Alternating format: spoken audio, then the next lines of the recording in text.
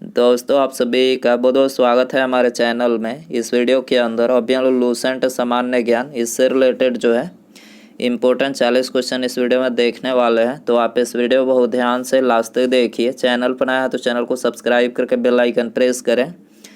तो चलिए शुरू करते हैं। देखिए, यहाँ पर हमारा पहला क्वेश्चन दिया गया है, ऑस्कर अवार्ड में मिलने वाली मूर्ति की लंबाई कितनी होती है। तो देखिए, ऑस्कर अवार्ड में मिलने वाली जो मूर्ति की लंबाई होती है वो 13.5 इंच होती है। आपको याद रखना है 13.5 इंच। ऑप्शन ए हो जाएगा। अगला क्वेश्चन देखते हैं। क्वेश्चन नंबर 2 है, निम्नलिखित घटनाओं को कालक्रमानुसार व्यवस्थित कीजिए और नीचे दिए गए कूट का प्रयोग करते हुए सही उत्तर चुनिए। तो इसमें कालक्रमानुसार आपको व्यवस्थित करना है। तो देखिए, सबसे पहले यहाँ पर जो घटना हुई थी, चंपारण आंदोलन सन 1917 में हुआ था। उसके बाद अमृतसर घटना हुई थी 1919 में। उसके बाद मोपाला विद्रोह सन 1921 में। और तब जो है चौरी चौरा कांड 1922 में हुआ था। ठीक है, तो यहाँ पर ऑप्शन सी करेक्ट हो जाएगा, CADB। इसके अलावा चंपारण आंदोलन गांधी जी के द्वारा बिहार के चंपारण में अप्रैल 1917 में चलाया गया था। अमृतसर घटना की बात करें तो इसे जालियांवाला बाग हत्याकांड के नाम से भी जाना जाता है। यह घटना 13 अप्रैल सन 1919 को अमृतसर में घटी थी। मोपाला विद्रोह की बात करें तो ये केरल में 1921 में मुस्लिम किसानों का जमींदारों या अंग्रेजों के विरुद्ध विद्रोह था। और चौरी चौरा घटना की बात करें 5 फरवरी सन 1922 को गोरखपुर के चौरी चौरा नामक पुलिस स्टेशन पर घटित हुई थी। तो याद रखना है आपको। अगला क्वेश्चन देखते हैं। क्वेश्चन नंबर 3 है, जैन धर्म श्वेतांबर एवं दिगंबर संप्रदायों में कब विभाजित हुआ।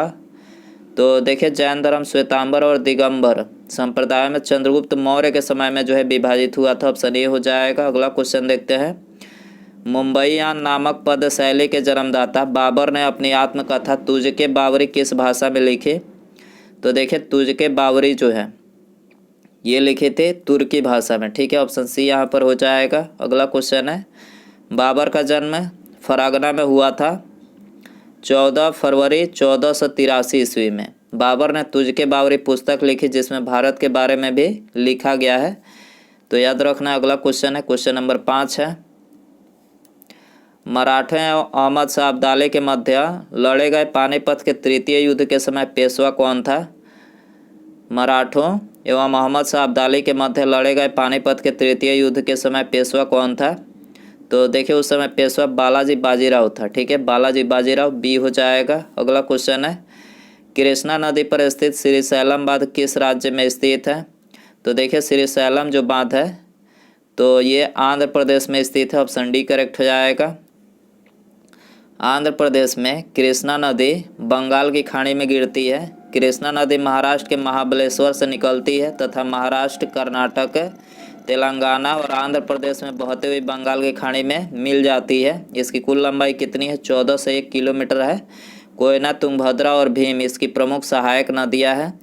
भारत भाषा के आधार पर सर्वप्रथम अक्टूबर 1953 ईस्वी में आंध्र प्रदेश का गठन हुआ था। आंध्र प्रदेश से अलग तेलंगाना राज्य 2 जून 2014 ईस्वी को बनाया गया। कृष्णा नदी पर नागार्जुन सागर बांध अवस्थित है। तो याद रखना है आपको, निम्नलिखित में से किस राज्य के कुल सिंचित क्षेत्र का अधिकतम प्रतिशत तालाबों द्वारा सिंचित होता है। तो देखिए, तमिलनाडु राज्य की कुल सिंचित क्षेत्र का अधिकतम जो प्रतिशत है ये तालाबों के द्वारा जो है सिंचित होता है। तो डी हो जाएगा। इसके अलावा उत्तर भारत में नलकूप सिंचाई का प्रमुख साधन है। भारत की कृषि मानसून से प्रभावित होती है। भारत में मुख्य रूप से सिंचाई के साधन 4 प्रकार के हैं।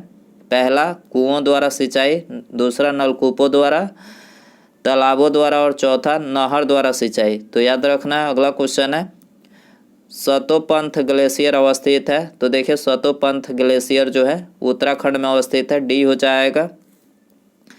सियाचिन ग्लेशियर की बात करें लद्दाख में स्थित है। सियाचिन भारत और पाकिस्तान देश की सीमा पर अवस्थित है। सतोपंथ ग्लेशियर बद्रीनाथ से 17 किलोमीटर की दूरी पर अवस्थित है। इन ग्लेशियर से अलकनंदा नदी निकलती है। ठीक है, अगला क्वेश्चन देखते हैं। क्वेश्चन नंबर 9 है, निम्नलिखित में से कौन सी संसदीय कार्य विधि भारत की देन है। निम्नलिखित में से कौन सी संसदीय कार्य विधि भारत की देन है। तो करेक्ट आंसर सी हो जाएगा, शून्यकाल। भारतीय संविधान की प्रस्तावना में न्याय शब्द का प्रयोग किस अर्थ में किया गया है? तो देखिए, संविधान की प्रस्तावना में न्याय शब्द का प्रयोग जो है सामाजिक, आर्थिक और राजनीतिक के रूप में किया गया। ऑप्शन ए हो जाएगा। वित्त आयोग की संस्तुति, तो देखिए वित्त आयोग की संस्तुति जो है सरकार द्वारा सुविधानुसार स्वीकृत या अस्वीकृत कर दी जाती है। ठीक है, तो डी हो जाएगा। भारतीय संविधान के अनुच्छेद 280 के अधीन वित्त आयोग का गठन किया जाता है। राष्ट्रपति प्रति 5 वर्ष पर वित्त आयोग का गठन करते हैं। वित्त आयोग केंद्र और राज्यों के बीच राजस्व के बंटवारे के संबंध में प्रतिवेदन देता है। तो याद रखना है। अगला क्वेश्चन देखते हैं, क्वेश्चन नंबर 12 है, मंत्रिपरिषद से त्यागपत्र के लिए मंत्री किसे अपना त्यागपत्र संबोधित करेगा? मंत्रिपरिषद से त्याग करने के लिए मंत्री किसे अपना त्यागपत्र संबोधित करेगा? राष्ट्रपति को करेगा, ये हो जाएगा। भारतवर्ष के लिए एक संसदीय ढांचे को सर्वप्रथम किस अधिनियम द्वारा प्रस्तुत किया गया? भारतवर्ष के लिए एक संसदीय ढांचे को सर्वप्रथम किस अधिनियम द्वारा प्रस्तुत किया? तो करेक्ट आंसर सी हो जाएगा, 1935 के अधिनियम के द्वारा। अगला क्वेश्चन है, लोकसभा का 5 वर्ष का सामान्य कार्यकाल समाप्त होने से पहले कौन भंग कर सकता है?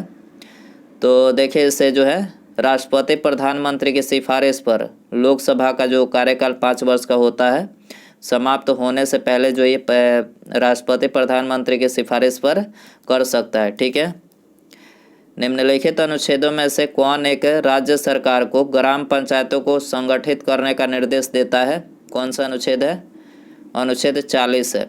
ठीक है, 1 मार्क है। तो देखिए, 1 मार्क जो है गुणवत्ता गारंटी की मोहर है। क्या है? गुणवत्ता गारंटी की मोहर है, डी हो जाएगा।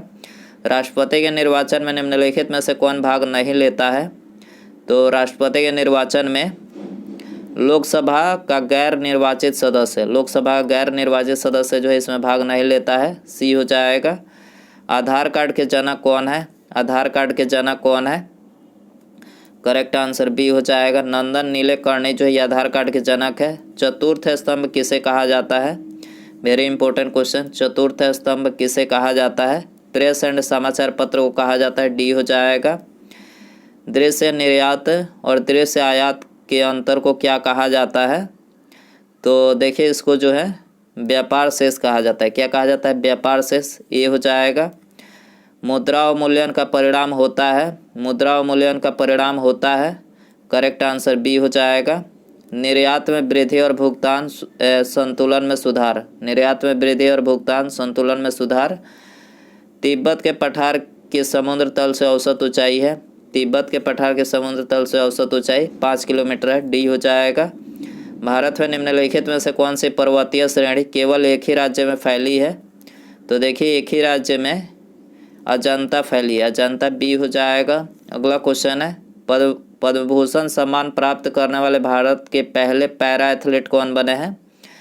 तो भारत के पहला पैरा एथलीट जो है ये बना है देवेंद्र झाझरिया, जोवलिन थ्रो के ये खिलाड़ी हैं, सी हो जाएगा। अगला क्वेश्चन है, भारतीय उपमहाद्वीप पर ग्रीष्म ऋतु में उच्च ताप और निम्न दाब हिंद महासागर से वायु का घर्षण करते हैं, जिसके कारण प्रवाहित होती है।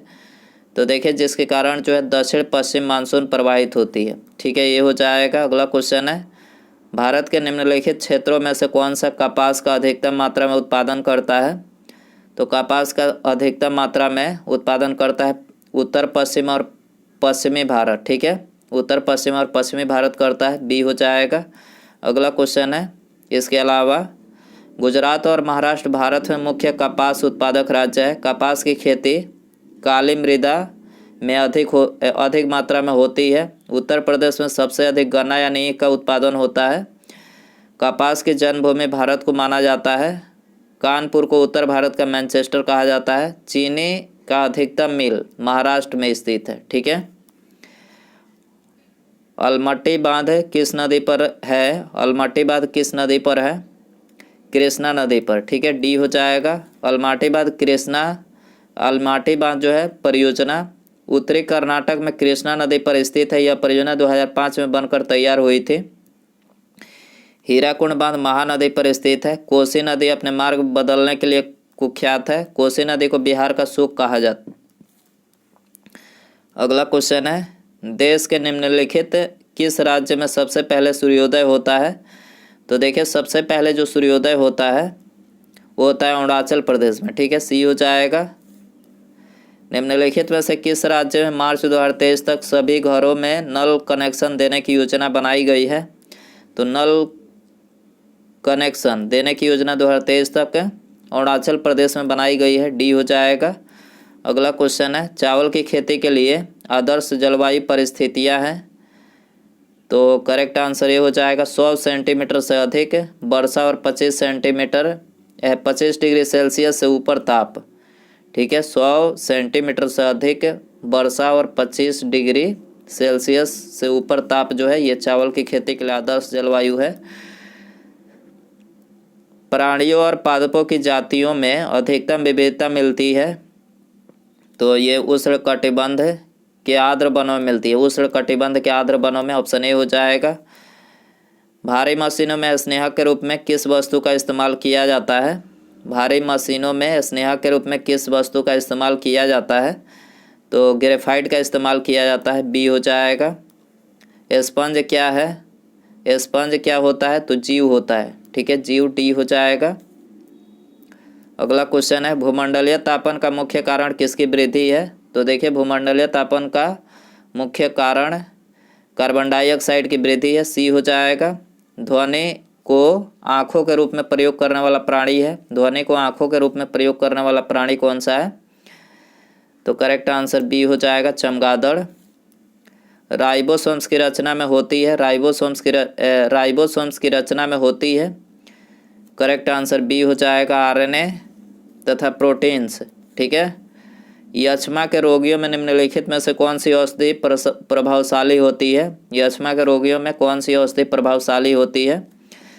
रिफैम्पिसिन प्रभावशाली होती है। डी हो जाएगा। किस कंपनी ने भारी ट्रकों के लिए भारत के पहले हाइड्रोजन कंबस्शन इंजन का अनावरण किया है? किस कंपनी ने भारी ट्रकों के लिए भारत के पहले हाइड्रोजन कंबस्शन इंजन का अनावरण किया है? तो ये रिलायंस कंपनी ने किया है। डी हो जाएगा। दिल्ली का वह सुल्तान जिसने अशोक स्तंभ को कौशाम्बी और टोपरा से दिल्ली स्थानांतरित किया, तो कौन सा सुल्तान था? फिरोज शाह तुगलक, जिसने अशोक स्तंभ को कौशाम्बी और टोपरा से जो है दिल्ली स्थानांतरित किया था। सी हो जाएगा। लैंप की बत्ती में तेल ऊपर चढ़ता है क्योंकि, ये आपके लिए होमवर्क क्वेश्चन रखते हैं, इसका आंसर आपको कमेंट में बताना है। लैंप की बत्ती में तेल ऊपर चढ़ता है क्योंकि ऑप्शन है आपके पास, तेल अत्यंत हल्का होता है, बत्ती में से तेल का विसरण होता है, पृष्ठीय तनाव परिघटना के चलते, या फिर केशिकीय क्रिया परिघटना के चलते। तो सही आंसर कमेंट में ज़रूर बताएं। वीडियो पसंद आया तो प्लीज़ वीडियो को लाइक कर दें। चैनल पर आया है चैनल को सब्सक्राइब करके बेल आइकन प्रेस करें। ठीक है, मिलते हैं अगले वीडियो में। नमस्कार, जय हिंद, जय भारत।